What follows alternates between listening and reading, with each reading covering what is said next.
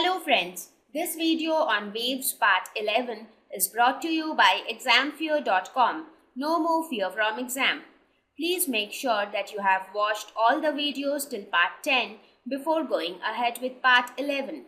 Okay, now that we have introduced the displacement relation in a traveling wave, now we can mathematically express phase. Till now I spoke about phase, but I only explained it logically. Now we will see the expression of phase. I told you that displacement is basically nothing but a combination of amplitude and phase, right? So here capital A is nothing but amplitude, and this is nothing but amplitude, and this quantity kx minus omega t plus phi is nothing but phase. So this quantity kx minus omega t plus phi is known as phase. Now you must be thinking such a big term together inside which you have so many constants which you are not aware. What are they?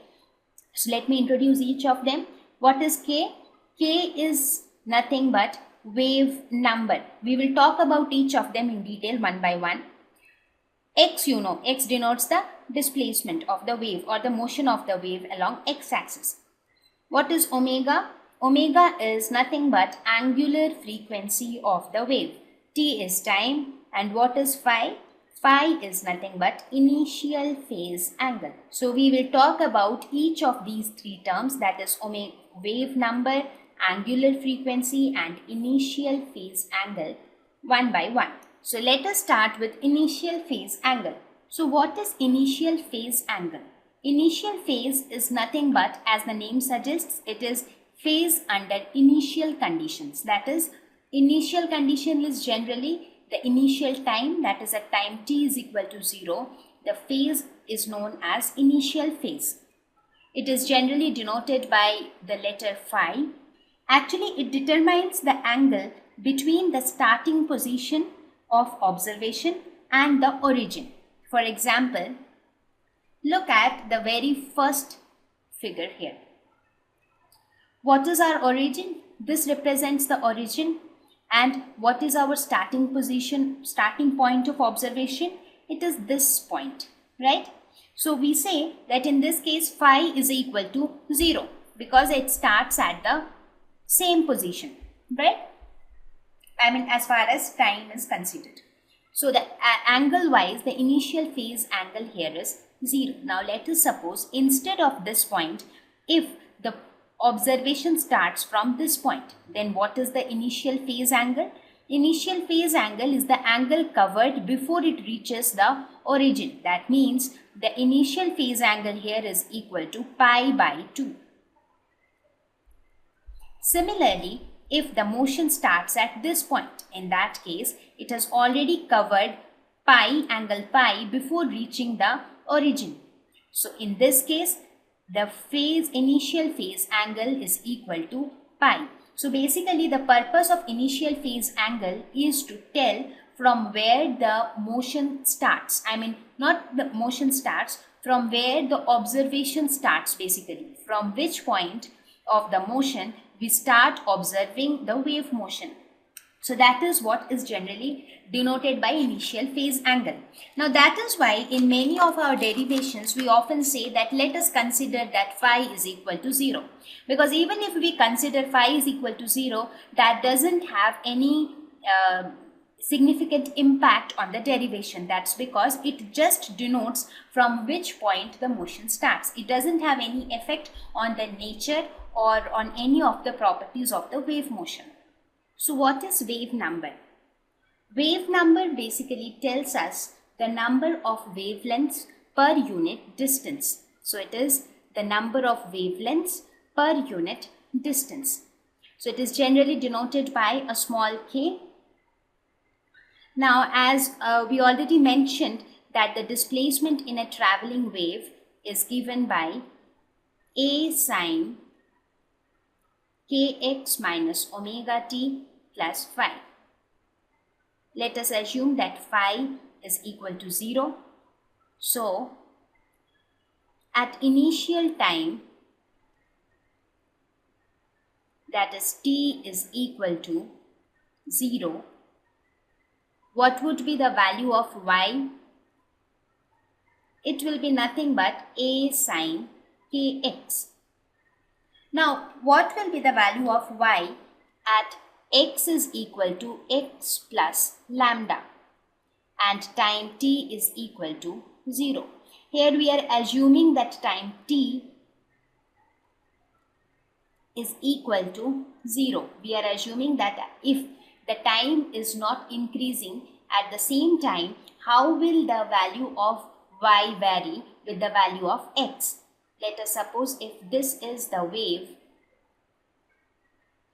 first we are considering at the value x, then we are considering x plus lambda, that is this point. Then we will consider at x plus 2 lambda. So all these points are the points in phase. Therefore, at all these points, the value of y should be equal. Now, the value of y at x plus 2 lambda should be equal to a sine k x plus 2 lambda and so on. This is how it will keep going. So, the value of y, as I told you, value of y at all these points should be equal. Therefore, we can write from first and second equation, we can write that the right hand sides will also be equal. That is a sine kx will be equal to a sine kx plus lambda. Now this will be true only if k lambda is equal to 2 pi n. That's because this can be written as a sine kx plus k lambda. So this will be equal only if this k lambda is equal to 2 pi n, because sine theta is equal to sine theta plus 2 pi n, right? So we can say that this will be true only if this is this. So from this we can write k is equal to 2 pi n divided by lambda, where what is n? N is nothing but 1, 2, 3 and so on. Therefore, this becomes the expression for wave number k, which is equal to 2 pi n by lambda. Now, this k is also known as propagation constant, because this number tells us about the propagation of the wave. How many wavelengths? That means greater the number of wavelengths. The number of wavelengths is an indirect way of describing the propagation of wave. So this wave number is also known as propagation constant. Now let us look at the third term, that was angular frequency. So what is angular frequency? Before we discuss angular frequency, let us discuss the time period of a wave and the frequency of a wave, because time period and frequency are the two things which are very closely related to each other. So it will be easier to understand angular frequency if we start with time period of a wave. So period of a wave is nothing but the time taken to move through one complete oscillation. So what is a one complete oscillation or one complete cycle of a wave? It is nothing but this cycle. So the time taken to complete this one cycle is known as time period or period of a wave. It is generally denoted by a capital T. Now if I ask you what is frequency of a wave, it is nothing but the number of oscillations per unit time. That means how many oscillations take place in unit time. So in a way it is nothing but the reverse of period of a wave. It is generally denoted by nu. So we can say that nu is equal to 1 by capital T. So it is just the reciprocal of period of a wave. Now when I talk of angular frequency, what is angular frequency? It is nothing but the frequency of a wave in terms of a circular motion. I mean, this term angular comes up only when there is an angle involved in the motion, in that particular motion. For example, when I talk of a linear motion, a motion in one dimension, I don't talk of angular frequency. But here I am talking about the motion of a wave, where even though the particles are executing simple harmonic motion, even then there is a change in angle which is involved due to the motion of the wave. So angular frequency is generally denoted by omega, and it is related to frequency as 2 pi into nu. It is 2 pi radians multiplied to the frequency of a wave. That is nothing but angular frequency. So this can also be written as 2 pi divided by capital T, where T is the period of the wave. That's because frequency of a wave is equal to 1 by T. Now let us take a small example which will make this concept even more clear. Let us suppose that you have a periodic wave which hits a wall for 3 times in 1 second. Let us suppose you have a wave like this. It hits a wall, this is a wall, it hits a wall for 3 times in 1 second. So you have to calculate the frequency of the wave, the angular frequency of the wave, and the period of the wave. So how do you calculate frequency? Frequency is the number of oscillations per unit time. That means how many times did it hit the wall per second. So as the question told, it hit the wall for 3 times. 3 times, that means 3 waves per second. So that means frequency is equal to 3.